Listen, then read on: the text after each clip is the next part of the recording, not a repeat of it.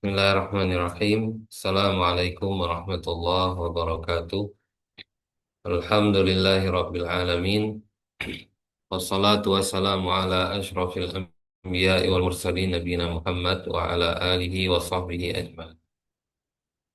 Jamaah yang dimuliakan Allah Subhanahu wa taala, pagi hari ini kita akan lanjutkan pembahasan tentang bersuci dan kita sudah sampai di pembahasan tentang membasuh eh, atau mengusap di atas perban. 6. Al-jabirah hiya a'wad. Jabirah, yang dimaksud dengan jabirah di dalam istilah bahasa Arab adalah kayu ya, yang digunakan untuk mengikat tulang yang patah agar tulang itu kembali menyatu ya, kembali lurus. Nah, ini asal dari kata al-jabirah. Nah, kalau kita mungkin seperti gips ya. Misalnya ada orang patah, itu kan biasanya dipakai, ya, diikat ya, diikat pakai kayu. Nah itu al-jabirah. Nah, termasuk juga al-jabirah, yaitu perban yang nggak dipakai kayu. Misalnya ada luka, ya kemudian diperban. Ya, ini juga termasuk dari pembahasan al-jabirah. Nah, fakullu hadil asya yumsahu 'alaiha. Maka semua ini yang ditaruh di atas luka, apakah untuk menyatukan tulang yang patah, meluruskan lagi ataupun luka, ini semuanya harus dibasuh. Ya, syaratnya satu, antakuna ala qadril hajah, yaitu perban itu diletakkan memang sesuai dengan kebutuhan, nggak boleh berlebih. Ya, nggak boleh misalnya lukanya cuma 1 senti tapi diperban sampai 3 senti. Ini nggak boleh. Kalau lebih daripada itu, maka yang lebih itu harus dibuka, ya, harus dibuka. Nah, ini kalau perban itu adanya di anggota tubuh, di anggota wudhu kita, di anggota wudhu wudhu kita. Nah, wa yajuzul mashu 'alaiha fil hadatsil akbar wal asghar. Boleh kita membasuh perban tersebut untuk mengangkat hadas besar ataupun hadas kecil. Misalnya kita mandi. Kalau harus mandi junub, itu kan memang air harus terkena ke seluruh badan. Di bagian yang diperban itu cukup diusap saja. Nah, jadi kalau mandi itu dimanapun ya perban itu harus diusap. Tapi kalau wudhu itu perban itu adanya di anggota wudhu saja, ya, yang diusap. Ya, adapun di luar anggota wudhu, kalau ingin mengangkat hadas kecil tidak perlu diusap. Ya, kemudian mengenai durasi waktu bolehnya mengusap perban, ini tidak sama dengan durasi waktu mengusap sepatu, pembahasan kita kemarin. Ya, kalau mengusap sepatu itu bagi orang yang mungkin itu sehari semalam 24 jam. Bagi orang yang bersafar 3 kali 24 jam. Sedangkan orang yang apa namanya, orang yang diperban ini nggak ada durasi waktu tersebut. Ya, tidak ada durasi durasi waktu tersebut. Kapan dia sembuh, ya, maka baru dia lepas. Jadi selama dia belum sembuh, perbannya masih ada di tangannya, maka selama itu pula dibolehkan bagi dia untuk membasuh, mengusap perbannya tersebut. Ini kemudahan di dalam syariat kita ya. Coba kita bayangkan kalau tidak diberi kemudahan ini, sungguh sangat repot sekali. Ya, setiap kali waktu sholat harus buka perban, harus buka perban. Nah, ini kadang ya memperlambat kesembuhan dan juga menyakitkan. Tapi syariat kita yang hikmah, yang bijaksana memberikan kemudahan itu. Boleh kita mengusap. Jadi kita berwudu seperti biasa. Misalnya lukanya di sini. di lengan ya, di sini yang diperban. Maka kita wudhu seperti biasa ya. Kemudian kita kumur-kumur, kita cuci muka, cuci tangan sampai siku ya. Adapun bagian yang luka di sini, nah di sini airnya jangan kita siram semua. Airnya kita kenakan ke bagian anggota wudhu kita, ke lengan kita yang tidak ada perban. Kita basahkan tangan, kita taruh pelan-pelan. Nah, adapun di atas perban kita usap saja. Ya, tidak perlu dicuci. Nah, adapun bagian tangan yang lain, ya itu dikenakan air. Nah, seperti itu. Nah, diberikan kemudahan. Nah, baik.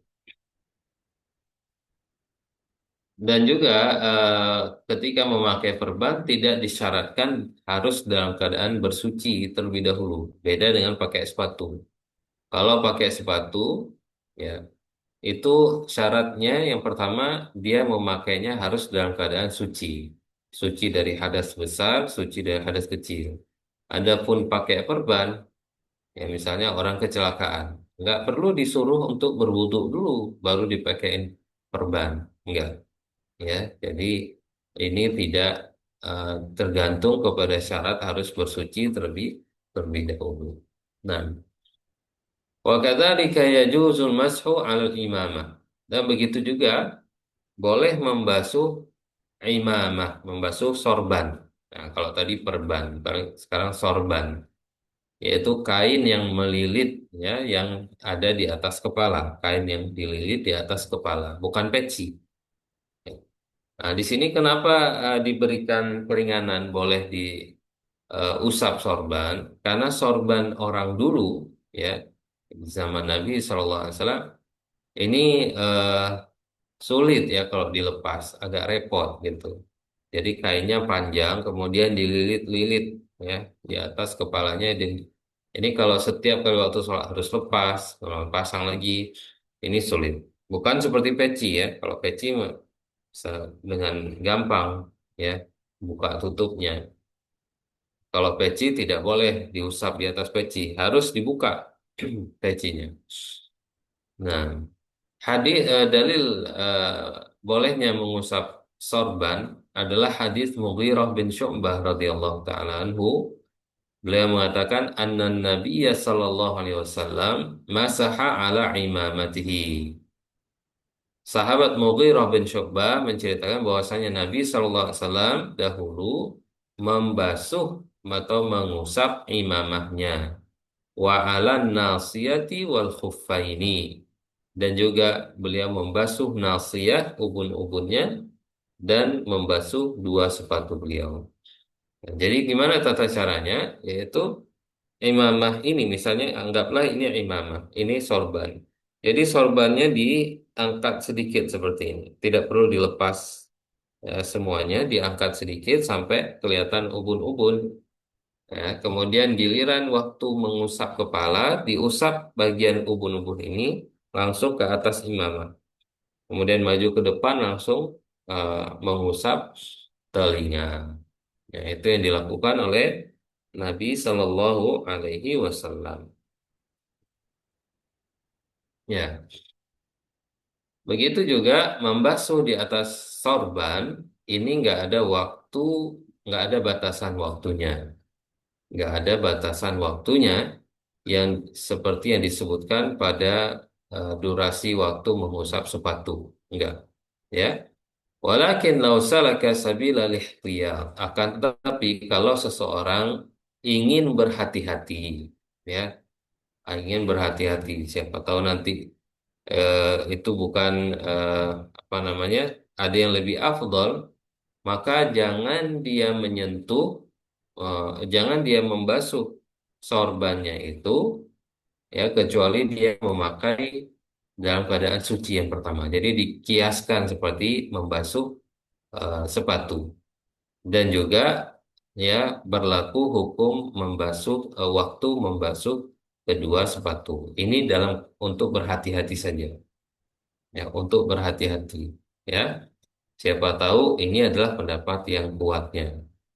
Nah, jadi Kalaupun tidak demikian ya sudah nggak apa-apa, memang karena memang nggak ada dalil. Yang ada dalil yang menunjukkan waktu, batasan waktu itu menyentuh menyapu atau membasuh dua sepatu. Nah, Allah alam, tapi ini jarang ya. Di kita orang yang pakai sorban sampai nggak lepas-lepas, ini jarang. Ya nggak ada mungkin. Ada orang pakai sorban, tapi ya setelah itu dibuka lagi. Karena negara kita emang panas ya. Kalau di negara-negara yang cuacanya ekstrim, dinginnya ekstrim, itu memang sorban nggak dilepas-lepas. Nah, itu nggak dilepas-lepas. Jadi pembahasan ini penting ya. Baik. Amma khimarul mar'ah fa wa huwa tughatti bihi ra'saha. Adapun jilbab wanita yang digunakan untuk menutup kepalanya, fal aula alla tamsah alaihi. Maka yang lebih utama, yang lebih afdal, jangan dia mengusap di atas jilbabnya. Jangan dia usap, ya. Karena beda jilbab dengan sorban. Nah, jilbab itu lebih mudah untuk dilepas, ya. Jadi lebih utamanya jangan diusap di atas jilbab ketika dia berwudu. Kecuali memang di sana ada suatu hal yang masyaqqah, ya, suatu hal yang eh, buat dia berat. Eh, Kalau dia lepas dia akan repot sekali, maka dibolehkan untuk mengusap di atas di atas jilbab, ya. Misalnya kalau dia buka jilbab, nggak ada tempat tertutup misalnya, dia harus berwudu di tempat terbuka gitu ya. Ini repot ini. Bagaimana caranya? Ya sudah dibasuh saja di atas jilbabnya. Nah, atau lima rot firra'si au nahwi dzalik, atau eh, ya di kepalanya ada sakit gitu. Kalau dia buka jilbabnya repot, maka boleh dia basuh di atas jilbabnya. Tapi hukum asalnya lebih utama jangan dibasuh di atas jilbab. Beda dengan sorban. Ya, kalau sorban memang ada dalilnya di Nabi SAW, ya, dan Nabi melakukannya. Ada menyapu atau mengusap eh, jilbab itu tidak ada keterangannya dari Nabi Shallallahu Alaihi Wasallam. Nah, baik. Nah, sudah selesai pembahasan tentang mengusap sepatu, mengusap perban, dan mengusap jilbab. Baik, sekarang kita masuk pembahasan tentang mandi wajib. Ya, al-babu as-sabi'. Pembahasan yang ketujuh, bab yang ketujuh, fil ghusli. Ya, yaitu pembahasan tentang mandi, mandi wajib atau mandi junub. Ya, ya. Apa itu mandi junub? Yaitu itmamu ghuslil jasad kulli, yaitu menyempurnakan, ya, mencuci badan kita seluruhnya, ya. Kita sampaikan air ke seluruh badan kita semuanya, itu sudah dikatakan mandi. Nah, ya, tentunya dengan air ya. Ta'mimul badani bil ma', yaitu meratakan air ke seluruh badan, menggunakan air ke seluruh badan. Itu yang dimaksud dengan mandi junub. Ala sifatin makhsusah, ya, dengan tata cara tertentu, ala wajhid ta'abbudi lillahi subhanahu, dengan niat untuk beribadah kepada Allah Subhanahu wa taala.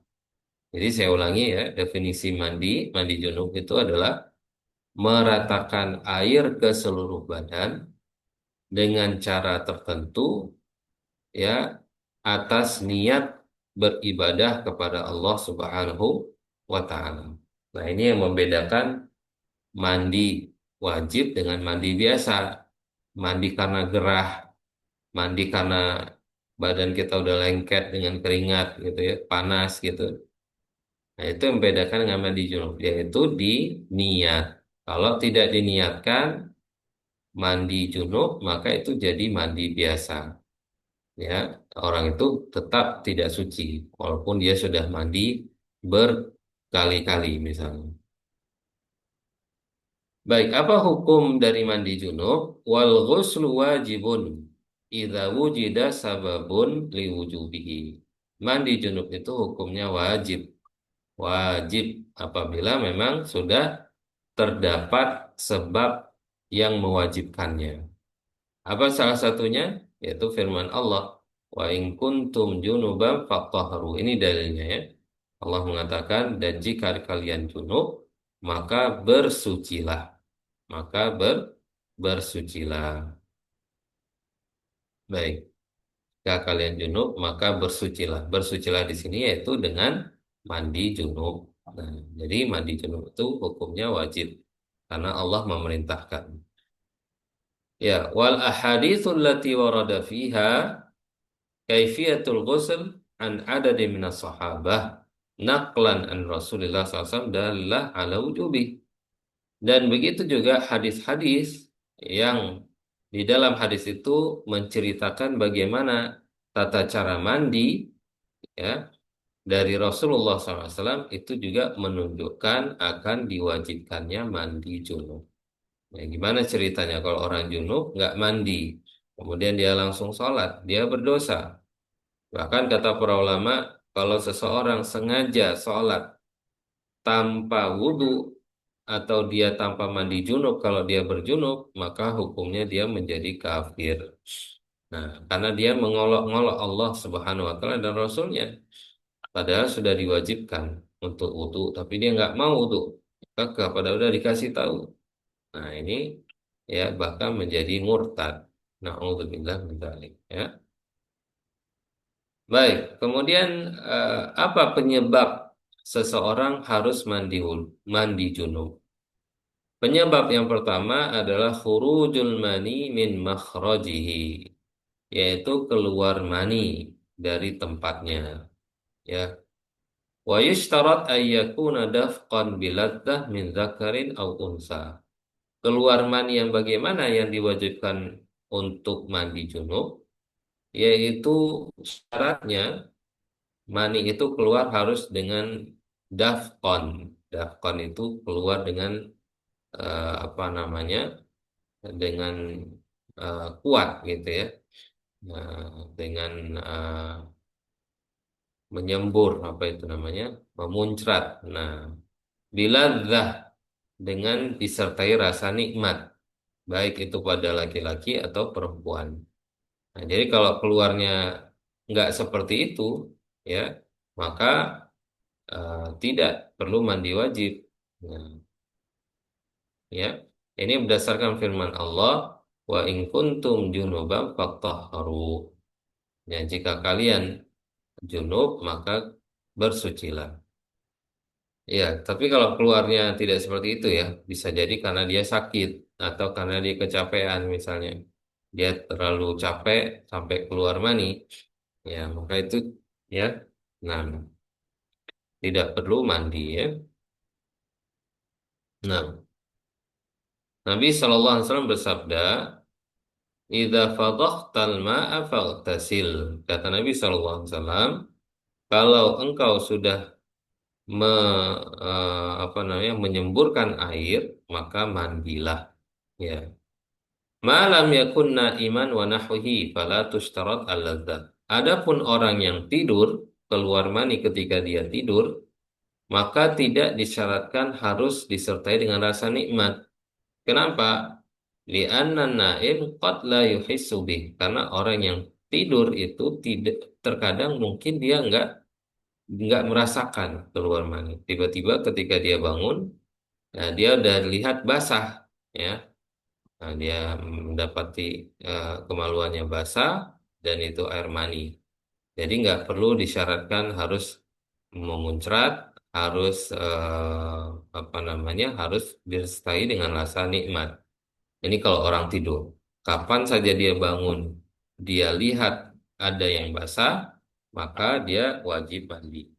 Beda dengan orang yang terjaga ya.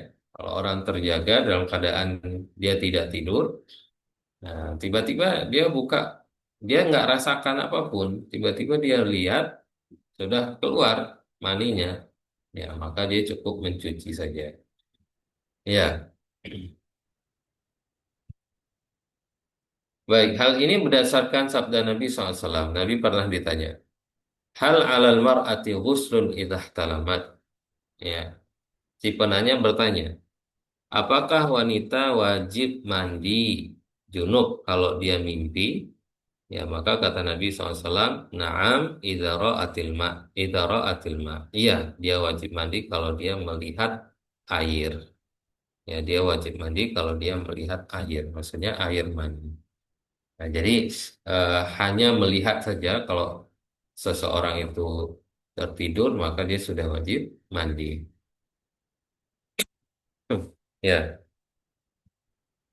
kemudian yang kedua, penyebab kedua seseorang wajib mandi, taghyibu hasyafati dzakar kulliha au qadraha fil farj. Ya, yaitu memasukkan hasyafah laki-laki ke dalam farajnya perempuan. Memasukkan hasyafah laki-laki ke dalam farajnya perempuan. Apakah yang dimasukkan itu semuanya atau hanya seukuran hasyafahnya saja? Nah, maka ini wajib mandi. Walau lam yahsul inzal, walaupun tidak keluar mani. Yang penting kalau sudah timba masuk ke dalam sumur, ya, itu walaupun belum keluar mani, maka wajib untuk mandi. Dia sudah berjunub. Kalau dia melaksanakan sholat, sholatnya tidak sah. Nah, ya, jadi jangan dikira sampai keluar mani. Enggak. Ya, kalau sudah terjadi timba itu masuk ke sumur, maka itu wajib mandi. Ya, ini berdasarkan sabda Nabi SAW dalam hadis riwayat Muslim, "Idza jalasa baina syu'abihal arba'," jika seseorang sudah duduk di antara empat dua tangan dan dua kaki perempuan, wa massal khitanul khitana, dan khitan alat khitan laki-laki sudah bersentuh dengan alat khitan perempuan, wajabal ghuslu, maka wajib mandi. Kedua-duanya wajib mandi. 6. Baik. Kemudian syarat yang ketiga, penyebab wajib yang ketiga seorang untuk mandi, Islamul kafir walau murtad, dan orang kafir yang mau masuk Islam, maka dia mandi dulu. Atau dia mengucapkan syahadat dulu baru dia mandi. Walaupun orang yang murtad, awalnya dia Islam, kemudian dia mengucapkan syahadat, dia mandi lagi. Ini lihat Nabi Sallallahu Alaihi Wasallam, karena Nabi SAW memerintahkan Qais bin Asim ketika dia masuk Islam untuk mandi. Kemudian penyebab mandi yang keempat, inqita'u damil haid wan nifas, yaitu sudah habis masa haid dan nifas, darahnya sudah berhenti. Ya, ini ya wajib mandi. Ibu-ibu yang sudah selesai masa haid dan nifasnya wajib mandi. Ya. Kemudian yang kelima adalah kematian. Kalau orang mati bukan atas dirinya yang wajib, tapi atas orang yang masih hidup. Wajib untuk memandikannya. Nah, karena itu fardu kifayah. Nah, jadi ada lima ya yang menyebabkan seseorang itu wajib mandi besar, mandi junub, bukan mandi biasa. Jadi kalau dikatakan mandi junub, ya itu harus disertai dengan niat. Ya, harus disertai dengan niat. Jadi eh, yang penting air itu sudah sampai ke seluruh badan, itu sudah dianggap sah, sudah sah. Yang penting niat. Ya, kalau seorang niatnya sudah niat, kemudian dia mandi di kolam renang, ya dia bangun-bangun udah suci. atau dia mau mandi di laut, tapi sebelum dia mandi udah dia niatkan untuk mandi junub, itu sudah boleh, ya. Yang penting air sampai ke seluruh badan. Nah, adapun kalau mau ditambahkan yang sunnahnya seperti yang Rasulullah lakukan, maka lebih bagus, pahalanya lebih banyak. Nah, apa yang dilakukan? Yang pertama, Nabi SAW cuci dua tangan. Kemudian Nabi SAW mencuci kemaluan. Kemudian Nabi berwudu seperti wudunya sholat.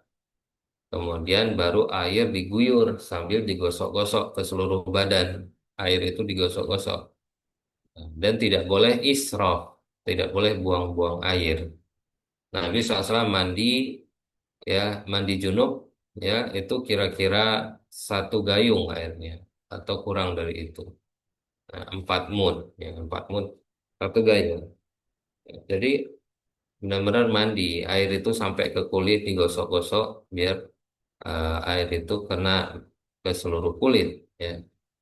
Jangan satu ember, tapi ya, agak suci-suci. Ternyata masih ada bagian yang tidak terkena air. Nah, ini tidak boleh israf, ya, dosa. Jadi harus hemat dalam penggunaan air. Walaupun di negara kita melimpah air, ya, tapi hemat, harus hemat. Nah, baik, barakallahu fikum jamaah sekalian. Mungkin sampai di sini pembahasan kita pada hari ini.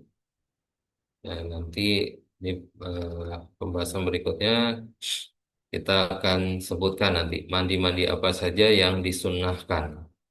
Kalau tadi mandi junub, kalau pembahasan berikutnya nanti mandi yang disunnahkan. Mandi hari Jumat, mandi hari Lebaran dan seterusnya, ya. Barakallahu fikum. Kita tutup dengan doa kafaratul majelis. Subhanakallahumma bihamdika asyhadu an la ilaha illa anta astaghfiruka wa atubu ilaika. Assalamualaikum warahmatullahi wabarakatuh.